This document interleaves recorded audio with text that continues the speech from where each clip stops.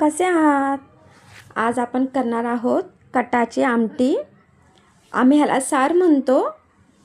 शुभप्रसंगी आपल्याकडे काही शुभ सण असतात त्यावेळेस आपण ही आमटी सार नक्कीच बनवतो. तर त्यासाठी आपल्याला लागणार आहे तेल. सर्वात आधी आपण भांडे इथं गरम करून घेतलेलं आहे. 2 चमचे तेल टाकलेलं आहे. तेल हे आता आपलं व्यवस्थित गरम झालेलं आहे. आता आपण ह्यामध्ये 10 ते 15 लसूण सोलून ठेचून घेतलेला आहे. त्यासोबतच कढीपत्त्याची पानं ही टाकून घेणार आहोत. आता आपलं लसूण खरपूस असा लाल रंग येईपर्यंत आपण त्याला तळून घ्यायचा आहे. आता आपण ह्यामध्ये कोथिंबीर टाकलेली आहे.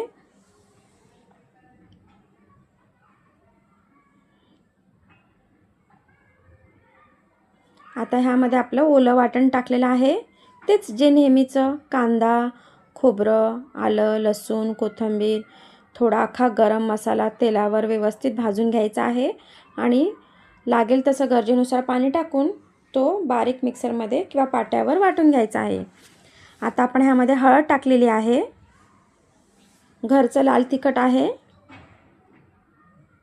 तुम्हाला जसं तिखट हवं तसं तिखट तुम्ही टाकू शकता.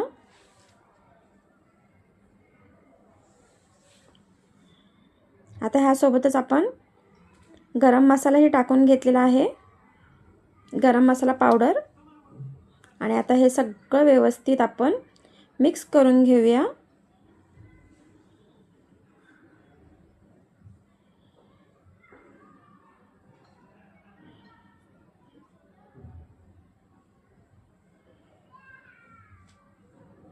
आता मध्यम आचेवर तेल सुटेपर्यंत आपण हा मसाला परतून घ्यायचा आहे.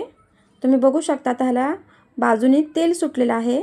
आता ह्यामध्ये आपण डाळीचं पाणी टाकून घेऊया. जी पुरणपोळीला आपण डाळ शिजवतो तीच डाळ आहे आणि त्याच डाळीचं पाणी आहे. त्यालाच आपण म्हणतो कटाची आमटी किंवा सार. आता आपण ह्यामध्ये लागल तसं आपल्याला पाणी टाकून घ्यायचं आहे. कोणाला घट्ट आमटी आवडते तर कोणाला पातळ आमटी आवडते. तर त्यानुसार आपण पाणी टाकून घेऊया.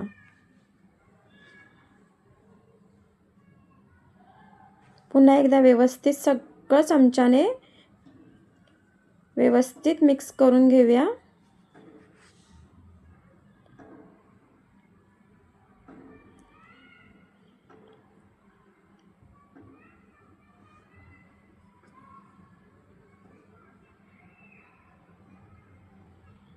आता ह्यामध्ये थोडासा गूळ टाकायचा आहे. गुळाने आमटीला एवढी छान चव येते ना, खूप छान चव येते. जर तुम्ही कधी टाकला नसेल तर नक्की टाकून बघा. आता आपण ह्यावरती बारीक चिरलेली कोथिंबीर टाकलेली आहे. आता मध्यम आचेवर एक 10 ते 15 मिनिटं आपल्याला आपली जी आमटी आहे व्यवस्थित उकळून घ्यायची आहे. सगळ्यात शेवटी आपण ह्याच्यामध्ये मीठ टाकून घेतलेलं आहे. तुम्ही बघू शकता बाजूने किती सुंदर त्याला तरी आलेली आहे. अशा प्रकारे आपली आमटी, कटाची आमटी किंवा सार तुम्ही म्हणू